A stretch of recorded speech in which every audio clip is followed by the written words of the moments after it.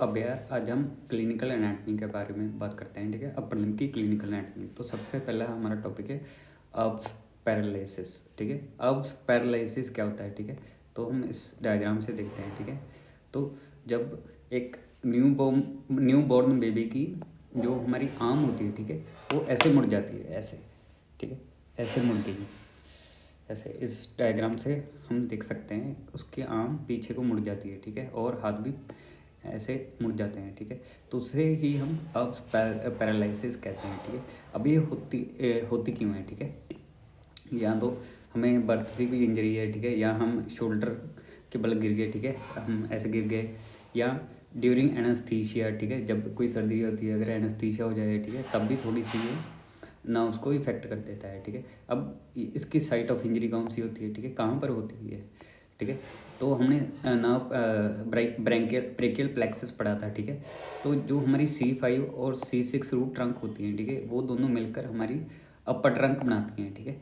और अपर trunk again anterior division और posterior division बनाती हैं, ठीक है। तो इसमें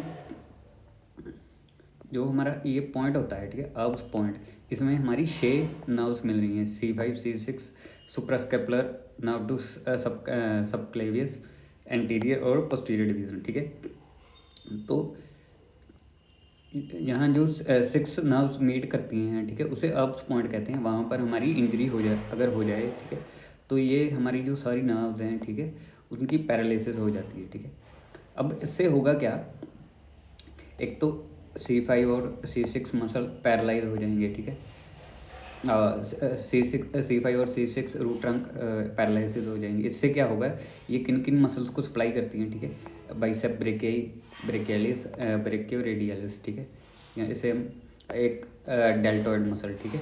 तो ये मतलब हमारी जो अपर आर्म के मसल्स होते हैं, ठीक है, उनको पैरालिसिस कर देती है। सुपरास्पाइनेटस, इंफ्रास्पाइनेटस और सुपिनेटर मसल को भी ये पार्टली पैरालिसिस कर देती हैं, ठीक है। तो हमारी जो अपर आर्म के मसल्स हैं, ठीक है, उनका पैरालिसिस हो जाता है।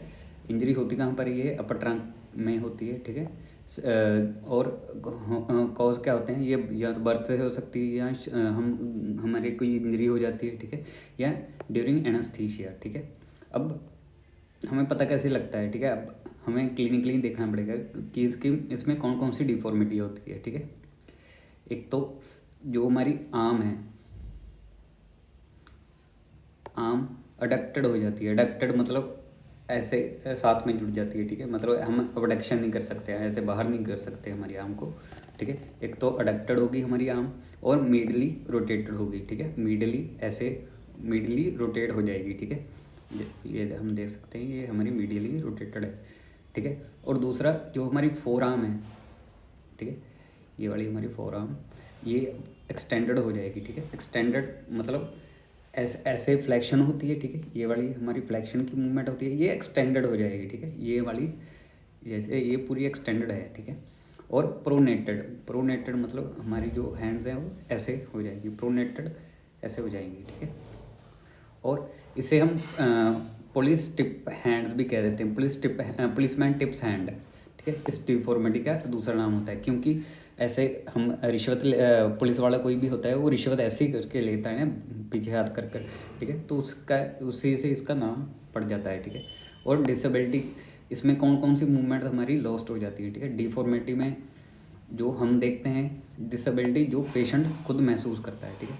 अब इसमें हम सारा इसका उल्टा कर देंगे, ठीक है। अब उससे अबडक्शन नहीं होगी, ठीक है, लेटरल रोटेशन ऑफ आर्म और शोल्डर नहीं होगा, ठीक है, फ्लेक्शन भी नहीं कर पाएगा, और सुपिनेशन ऑफ फोर आर्म भी नहीं कर पाएगा, ठीक है।